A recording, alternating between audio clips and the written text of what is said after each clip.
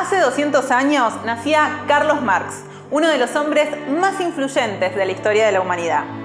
Tanto que hasta nuestros días su obra es estudiada y debatida por economistas, filósofos y políticos. Sus textos, como el Manifiesto Comunista y El Capital, han sido traducidos a todos los idiomas del mundo y están entre los más vendidos. Pero Marx no era solo un filósofo o un crítico del mundo capitalista. Para dejar claro este punto, escuchemos una de sus tesis más conocidas. Los filósofos no han hecho más que interpretar de diversos modos el mundo, pero de lo que se trata es de transformarlo. Con esta cita queda clara su postura como revolucionario. Estaba convencido de que había que cambiar el mundo y su trabajo teórico era una herramienta para lograr esa transformación. Marx nació en el corazón de Europa, en Trèveris, Alemania, muy cerca de la frontera con Francia, y creció en un momento clave de la historia, en donde Europa estaba todavía convulsionada por las consecuencias de la Revolución Francesa y en plena expansión de la Revolución Industrial.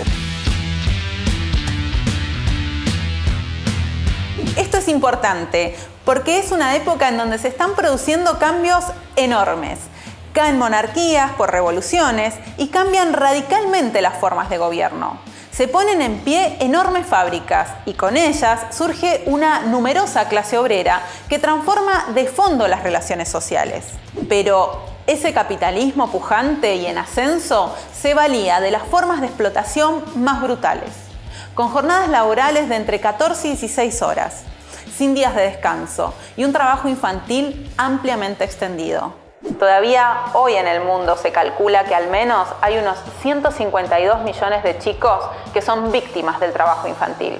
Las terribles condiciones de vida de esa clase obrera naciente la llevaron a protagonizar rebeliones y sublevaciones, principalmente en Inglaterra y en Francia.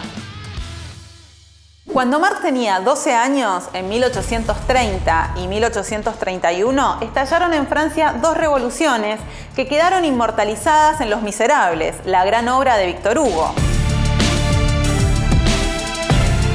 El texto más conocido de Marx es sin duda el Manifiesto Comunista, uno de los escritos revolucionarios más influyentes y leídos de la historia.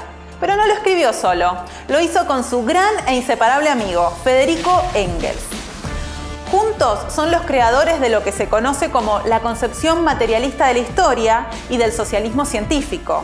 Justamente porque si bien no es el primer programa político obrero, sí es el primero elaborado sobre bases científicas. Los dos fueron parte activa de la vida de los grupos revolucionarios de París y dieron una lucha enérgica contra las diversas doctrinas de un socialismo no científico. Y forjaron la teoría y la táctica del socialismo proletario revolucionario, o comunismo o marxismo, como prefieran llamarlo. En 1847, Marx y Engels se afiliaron a una organización política llamada la Liga de los Comunistas, que les encargaron la redacción del famoso manifiesto, que finalmente fue publicado en febrero de 1848, cuando Marx tenía 30 años. En este texto explican, entre otras cosas, la teoría de la lucha de clases, sintetizada en esa frase con la que arranca el primer capítulo. La historia de todas las sociedades que han existido hasta nuestros días es la historia de la lucha de clases.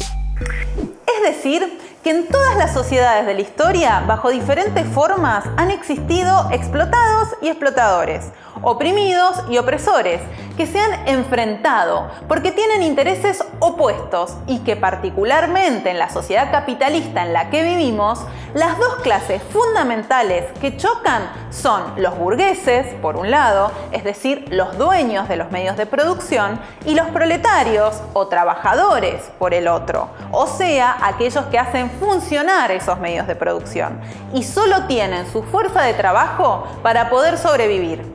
La primera frase del manifiesto dice: un fantasma recorre Europa, el fantasma del comunismo. Y días después estallan en Europa las revoluciones de 1848. El proceso fue conocido como la Primavera de los Pueblos. Comienza en Francia en febrero, cuando el pueblo derriba a la monarquía constitucional de Luis Felipe de Orleans, proclamando la Segunda República. Luego, las movilizaciones se expandieron más allá del Rin, hacia territorio alemán. En marzo, una serie de levantamientos, guerras civiles e insurrecciones son protagonizadas por los pueblos de Austria, Alemania, Hungría e Italia contra los gobiernos aristocráticos. Pero volvamos a Francia. Los trabajadores entraron en la revolución exigiendo la República Social.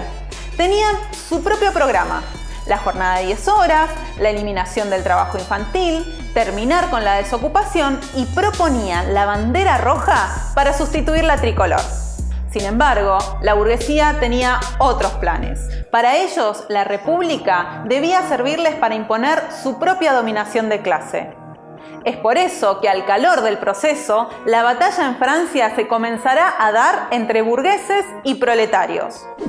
Los trabajadores encabezan una insurrección que será derrotada por la burguesía, que fusila a 3.000 obreros. Además, 15.000 serán encarcelados y otros tantos exiliados. Las revoluciones alemanas y austríacas siguieron el mismo curso. 1848 mostró que el proletariado en la revolución no podía marchar al lado de la burguesía, sino que debía hacerlo contra ella. En su mensaje a la Liga de los Comunistas, Marx reafirma estas enseñanzas y plantea un nuevo programa. Los trabajadores debían organizarse como partido independiente de la burguesía, debían confiar en sus propias fuerzas. Para el proletariado no se trataba de reformar la propiedad privada, sino de abolirla. No se trata de paliar los antagonismos de clases, sino de abolir las clases. No se trata de mejorar la sociedad existente, sino de establecer una nueva. Más de 20 años después, en 1871, Marx y Engels también fueron testigos y pudieron estudiar otra gran gesta de la clase obrera: la Comuna de París, cuando los trabajadores hicieron su primer experiencia de poder, poniendo en pie su propio gobierno revolucionario.